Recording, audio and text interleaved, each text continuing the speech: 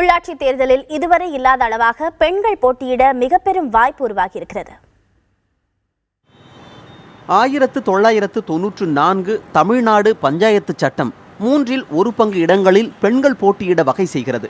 இந்த சூழலில் கிராம பஞ்சாயத்துகள் மேம்பட வேண்டுமானால் அவற்றில் பெண்களின் பங்களிப்பை அதிகரிக்க முதலமைச்சர் ஜெயலலிதா முடிவெடுத்தார்.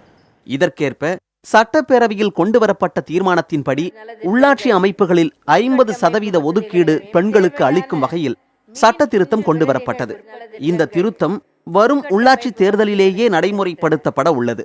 தமிழக அரசின் புதிய சட்ட திருத்தத்தின்படி உள்ளாட்சி பதவி இடங்களில் பெண்களின் பங்களிப்பு பெரிய அளவில் அதிகரிக்கும்.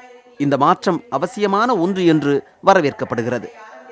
பெண்கள் அரசு அமைப்பில், அரசாட்சியில் அதிலெல்லாம் அதிகமாக பங்கெடுத்துக்கிறது மிக மிக நல்லது.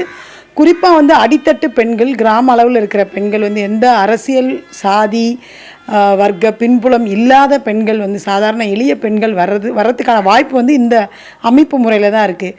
அப்போ மேலும் மேலும் இன்னும் அதிக பெண்கள் இதில் வந்தால் தான் ரொம்ப சிறப்பாக செயல்பட முடியும். பெண்கள் முன்னேற்றத்துக்கும் இது ஒரு முக்கியமான விஷயம். தமிழக முதலமைச்சர் 50% கொடுத்துருக்காங்க. அதை நான் வரவேற்கிறேன். இதுக்கும் மேலே அதிகமாக பெண்கள் கொடுக்கறது கொடுத்தா அது நல்லா இருக்கும்.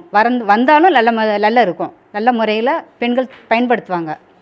ஏற்கனவே உள்ளாட்சி அமைப்புகளில் பொறுப்புகளில் இருக்கும் பெண்கள் தங்கள் தந்தை, கணவர் உள்ளிட்ட குடும்ப அங்கத்தினர்கள் மூலமே ஆட்டுவிக்கப்படுகிறார்கள் என்கிற விமர்சனங்கள் உள்ள நிலையில் அவர்களின் பங்களிப்பை அதிகரிப்பது எந்த வகையில் நன்மை பயக்கும் என்ற கேள்வியும் முன்வைக்கப்படுகிறது. எங்களை விட்டா நாங்கள் செய்வோம். எங்களுக்கு கட்டாயமாக சில வேலைகளில் ஆண்களோட உதவி தேவை, அவர்கள் நான் மறுக்கலை.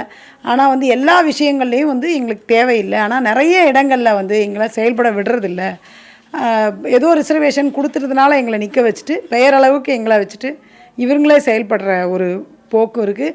அதுக்கு கெட்ட பெயர் என்னென்னா எங்களுக்கு தான் வருது. நாங்கள் நிறைய இடங்களில் நிறைய பெண்கள் சொல்லியிருக்காங்க, நாங்கள் கட்டாயமாக செயல்பட விரும்புகிறோம். பெண்கள் சுயமாக சிந்தித்து துணிஞ்சு செயல்படுறதுக்கு ஒரு வாய்ப்புள்ள இதுதான் இந்த உள்ளாட்சி பிரதிநிதிகள். இன்னும் பெண்கள் கூடுதலாக இன்னும் நம்ம அரசியலுக்குள்ளே வந்துட்டோம்னா பல இதையும் கற்றுக்கிறணும்.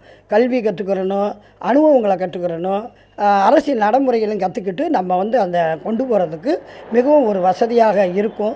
பெண்களுக்கு நிறைய, அதாவது அடித்தட்டு மக்களோட பழகிறதுக்கு நல்ல ஒரு வாய்ப்பு இந்த உள்ளாட்சி வார்டு பிரதிநிதிகள். எந்த மாற்றமும் முதல் சில முயற்சிகளில் நிகழ்ந்து விடாது என்பதால் இந்த விமர்சனங்களை புறந்தள்ளி உள்ளாட்சி அமைப்புகளில் சரிபாதி இடங்களில் போட்டியிட அளிக்கப்பட்டுள்ள வாய்ப்பு ஆரோக்கியமானதாகவே பார்க்கப்படுகிறது. புதிய தலைமுறைக்காக செய்தியாளர் குழு.